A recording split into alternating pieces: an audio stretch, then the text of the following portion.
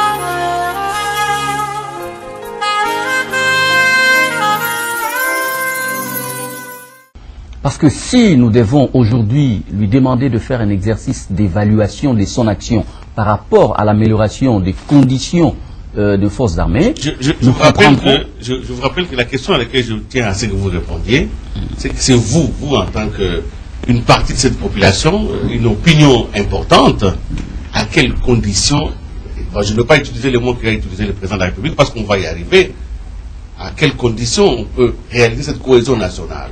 Parce que nous pouvons avoir des contradictions, nous pouvons avoir c'est normal, la contradiction nourrit la société, mais vous, quand vous regardez la société d'aujourd'hui, à quelles conditions peut-on arriver à être d'accord sur l'essentiel qui nous unit?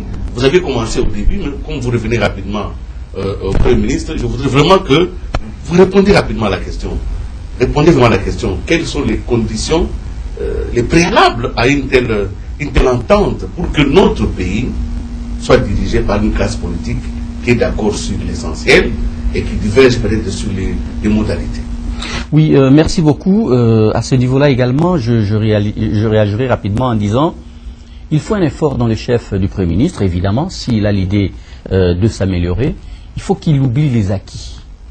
Parce que ce qui fait défaut aussi en politique, c'est que les gens se considèrent souvent comme vainqueurs. J'appartiens à une famille politique qui a été proclamée vainqueur par la Cour suprême. Nous avons, au regard de la loi, le droit de gérer et il faudrait que les autres soient considérés comme des adversaires. C'est malheureusement ce qui pousse également ces autres-là, qui se retrouvent dans des camps politiques comme le mien, à travailler tout naturellement, oui, à considérer... De ne voir que le mal. Voilà. Or, si nous examinons la question sous d'autres cieux, nous constatons que même l'opposition contribue à l'amélioration de la situation. Vous voyez, parce que c'est une opposition dont les observations sont prises en compte. Je vous donne un cas simple. Nous parlons aujourd'hui de la crise qui sévit à l'est de la République sur le plan sécuritaire, mais voyez comment les observations de l'opposition sont considérées au sein de la chambre basse du Parlement. Ça n'encourage pas les opposants à travailler dans le sens d'amener ceux qui sont au gouvernement d'avoir une bonne perception des choses. Parce qu'ils sont prédisposés à ne pas accepter. Ils sont prédisposés à empêcher à ce qu'il y ait un vrai débat. Donc, de là, dire comment on peut arriver même à cette cohésion nationale, moi je dirais il ne peut avoir de cohésion nationale que si nous nous considérons comme membres d'une même famille.